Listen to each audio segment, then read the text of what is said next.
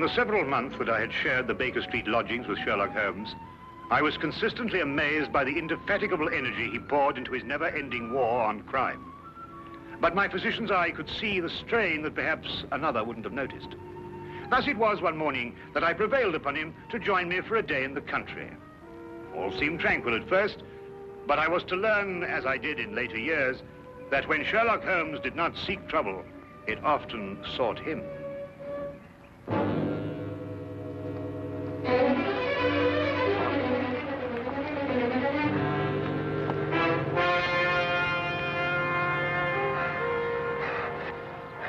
Help her. They may be coming. Steady now, we'll have you all right in a minute. What's happened to the young lady? Who are you running from? Stark. Carroll. They tried to kill me. Out now, Holmes. Perhaps we'd better get them to London, eh? My very thought. The young lady is uninjured, but she's suffering from a deep state of shock. Come along. Oh.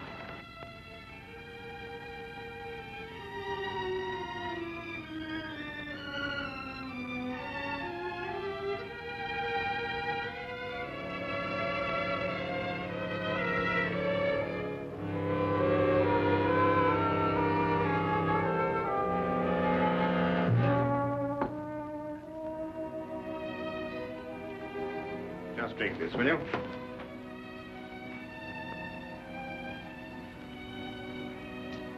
Better now? Much, thank you, sir. Will she be all right, Doctor? Oh, yes, I think so. Twice last night she saved my life. Who is she? I don't know. We only met last night. I'm afraid she's mute. What, deaf mute? No, she hears and understands perfectly. How did you meet her? Well, it all started yesterday afternoon. Seems an eternity since then. I was in my office, facing the realities of my professional situation. I suppose that everyone finds his first venture into independent business to be a dreary experience. After a year of it, I'd about decided to admit failure and seek employment with some recognized firm. It was at that point that I received a client. Mr. Hatherley? His name was Colonel Lysander Stark. Had I known then what horror he was bringing into my life, I would have strangled him right then and there. Frankly, Mr. Hatherley, the commission I have come here to offer you deals with a matter of extreme secrecy. I have gone to some lengths to acquaint myself with both your professional and your personal qualifications. Personal qualifications, sir? Yes. I know you to be an efficient hydraulic engineer, but also that you are a bachelor, an orphan, and that you reside here alone in London. Why, that's very true, but I'm afraid I don't understand. You shall when I explain the assignment. Do I have your word that our conversation will go no further than this room? Of course, sir. I shall respect your confidence. Excellent. Well, then. Does £50 for a night's work appeal to you? £50? I note by your expression that you suspect some illegality. Let me set your mind at rest on that score. Exactly what you want me to do? To repair a hydraulic press, Mr. Hatherley. A rather large hydraulic press. Well, that hardly seems unusual.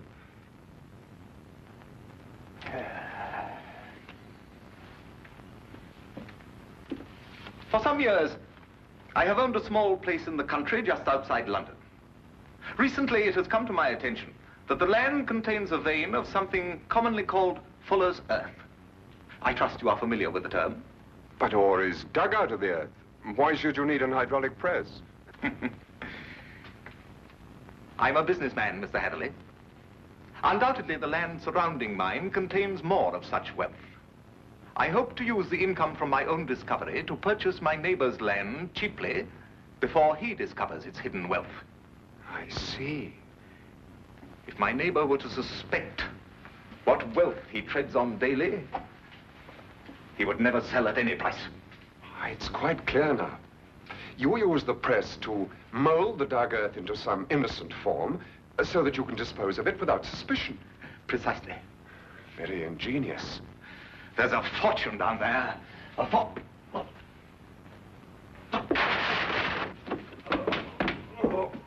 Is there anything wrong? What is it, Colonel Stark? Can I get you something?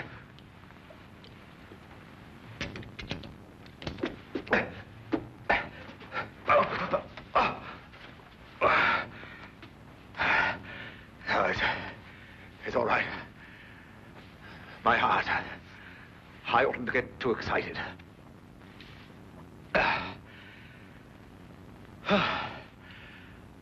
Well, I've put my trust in you, Mr. Heatherley. Do you accept the commission?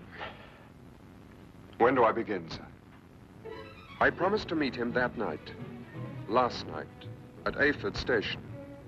The time he suggested was quite late, 11:30, but he insisted that it would be less conspicuous.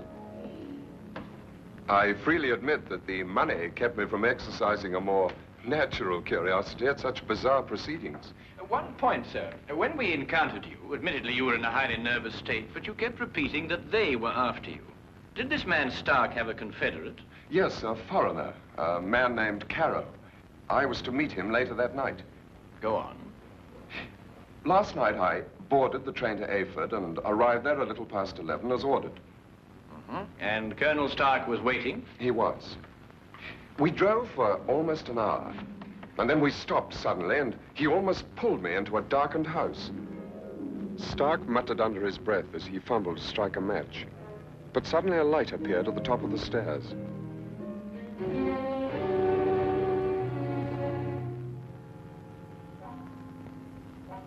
It was the first time I saw this young woman, gentlemen. Even in the poor light, beauty and fear were sharp in her face.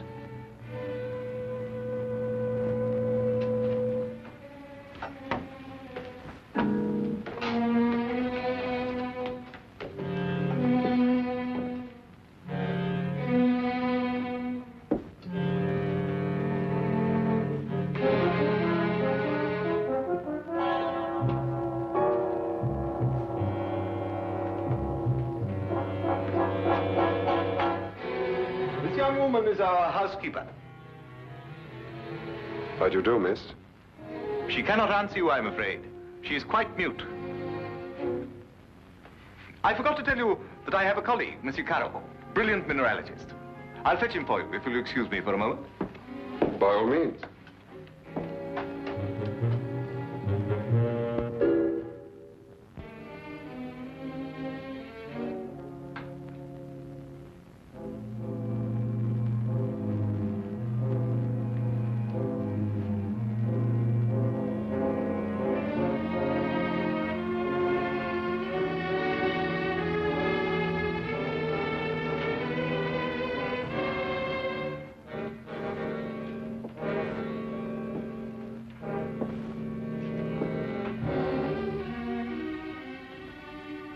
Is there anything wrong? You want me to leave? Why? Are you trying to warn me against Colonel Stark?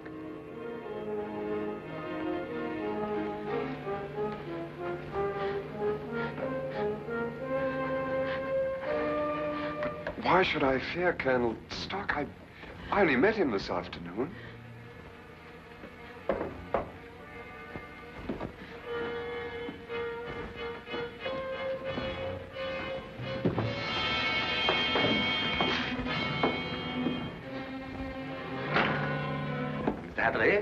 I'd like you to meet my friend and associate, Monsieur Carroll. A pleasure, sir. Colonel Stark will show you our press and explain the difficulties we have. I'll join you in a moment. After I have arranged with our housekeeper for your stay tonight. Yes, that's a good idea. Will you come this way, Mr. Heatherley?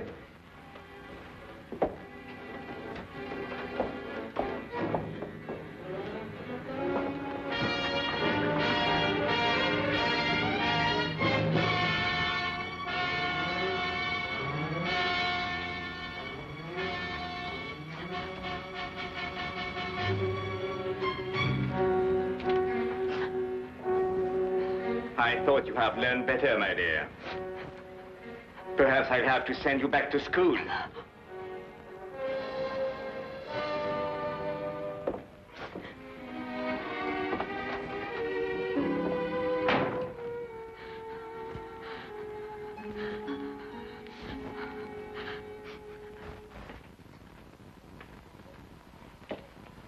Yes, in principle, this is the standard hydraulic press. Though I must say I've seen few as large. Indeed. And so it does the work of 4 ordinary presses. I think I told you that time is my greatest foe.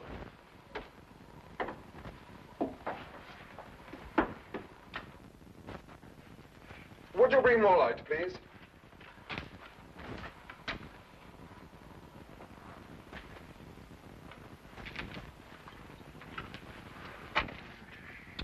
Wood. Concrete would have given you more support. Are these walls reinforced from the outside? Ah, Bruno. I was just about to explain to Mr. Hatherley that all the walls except the one he is examining are reinforced. However, there's no trouble with the walls. It's in the machinery. You'll hear it. Good. Just wanted to check up first.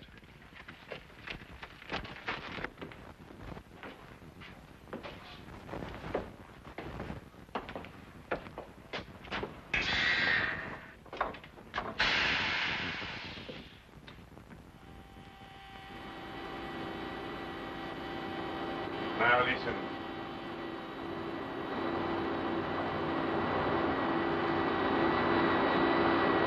Know what it is? One of the cylinders is leaking fluid, cutting down your power. Turn it off and we'll have a look at the driving rods.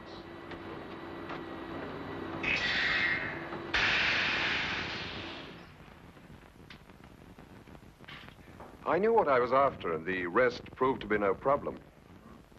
Of course. You knew by then the true purpose of the press. Not quite. Although I was sure it was not for making dirt brick molds. Much too large for that. But they'd lied to me so blatantly, I thought it best not to call them on it right off. Well, what were they using the press for? Fairly obvious.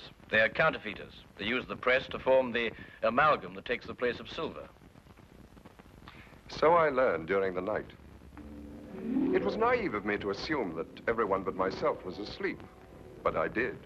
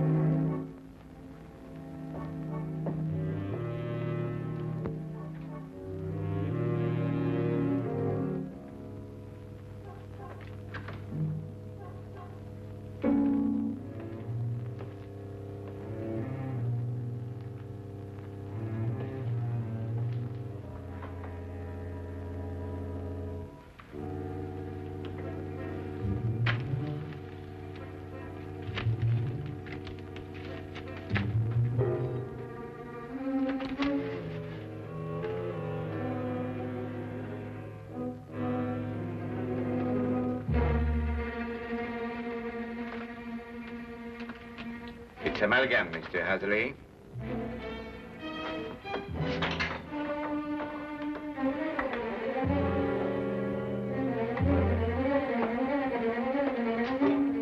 Carol, open up! Let me out of here, Carol!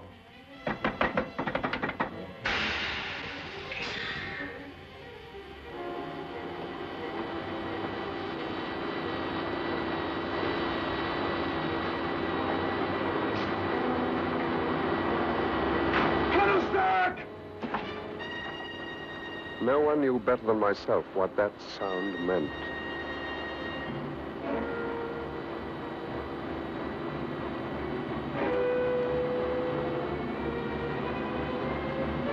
Caro had started the press. Within minutes, that cold ceiling would be down with a force capable of grinding me to a shapeless pulp. And there was no way in the world I could stop it.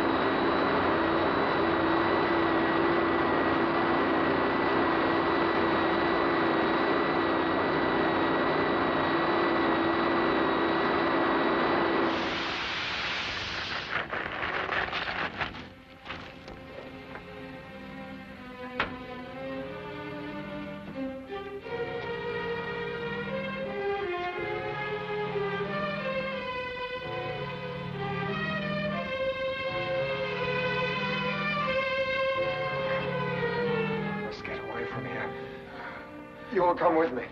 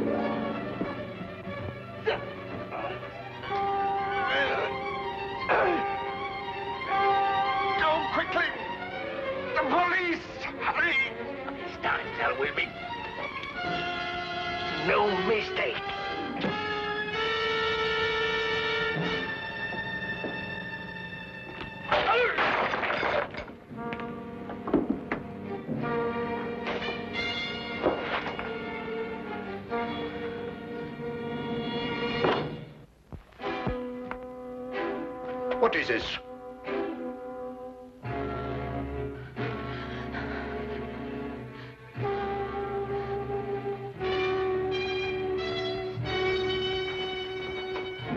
What's happened here?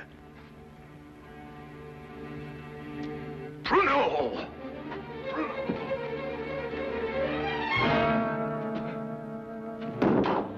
No. No.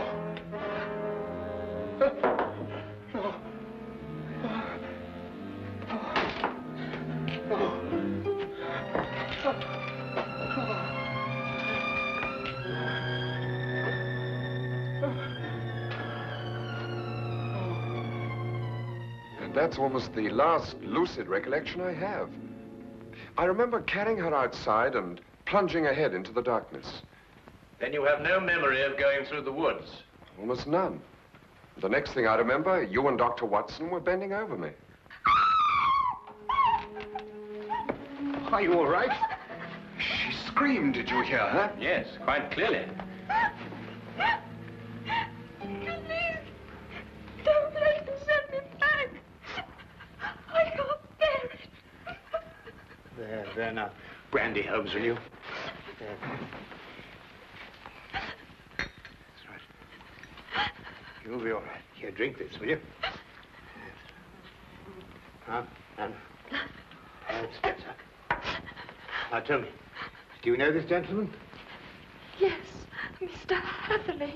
Oh, you can speak. Oh, why last night did you pretend? I wasn't pretending. I've been unable to speak for a year. Excuse me, Miss, Connors. Ruth Connors. Miss Connors. I gather that the events of last night gave you a shock, rather like a shock you received a year ago. Yes. When I saw the gun in Colonel Stark's hand, and it was pointed directly at me, a year ago, another young man visited us to fix the hydraulic press. I see. What do you know about this other young man? I was standing there, watching, when all of a sudden Colonel Stark fired his gun straight into the other young man's face. Why didn't you go to the police? I did. But first I must tell you that Mr. Carew is my uncle and guardian. He's my only living relation. And when I witnessed the murder, he fell upon me, repeating over and over, "You must never say a word. You must never say a word."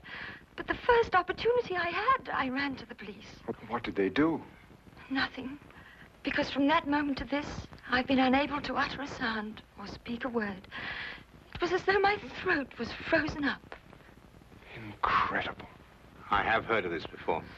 The worst of it was, my uncle learnt of my attempt to inform on him and had me committed to Bedlam. The insane asylum? I spent 6 long months there, 6 horrible, unforgettable months before they released me in his custody. After that, he forced me to do his bidding by threatening to send me back. Send me back to school was the expression he used. Why, that's horrible. Very. And I think it's time we called in our old friend, Inspector Lestrade. If only to deal with this man, Carew. You're not forgetting Stark, are you? Oh, I expect we'll find his remains, Watson. The loss of his medicine undoubtedly saved England the cost of executing him. Well, come along.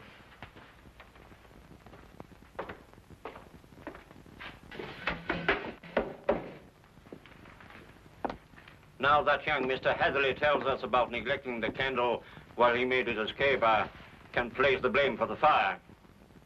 You sure it was Colonel Lysander Stark whose remains you found here? No doubt. Several articles of authentic identification, no doubt. Anything else? No, Inspector. Sorry. All right, thank you, Constable. Now where's Holmes got himself to? He just went down to the station. He said he'd be back in a minute. Look here, if Holmes thinks he can do... I'm sorry to keep you all waiting. Well, everything's settled, Lestrade? About as settled as it's likely to be. Stark's dead. Carrow's escaped. The only thing now is to go back to London and put out an alarm for him. Oh, dear. Well, tell me, what about the money? What money? Well, you know, the money they were making, the counterfeit. Have you found any? Well, no. Oh, I suppose Carrow took it with him. Well, a man would have to be pretty desperate indeed to even bother with real money, let alone counterfeit. What are you suggesting, Holmes? Miss Connors, the only carriage used here is the carriage that Mr. Hatherley rode in. Is that right? Why, yes, I think so. I see. And that carriage has been in the livery stable since last night. Thanks to an obliging constable, I found one of Mr. Carrow's footprints. But there was no trail of similar prints leading away from the house.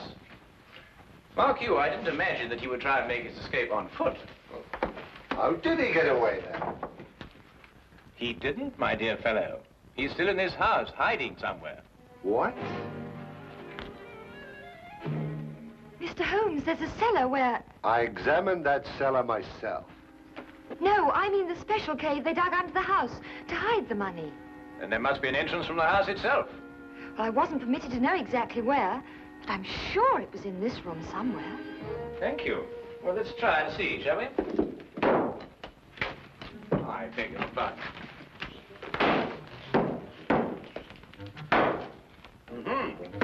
What have we got here?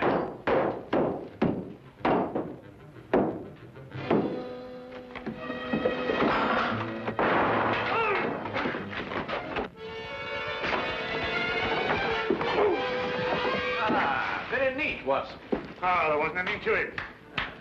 Now then, what have we got here? Oh, just nicked me, Doctor. Nothing serious. Well, we'll have a look at it anyway. No. Some of you may lend a hand in here. That's that. I don't believe you'll have any more trouble with Mr. Carew. This has been a nasty business all round. I've lost my £50 fee, been roughed up, but it could have been worse, I suppose. A good deal worse, my friend. For example, I believe this is yours. Mine? Yes. What is it? Your shoe, I believe. I recovered it from the press. Yes, it makes one think, doesn't it? Well, Watson, you were quite right. A day in the country can be quite relaxing.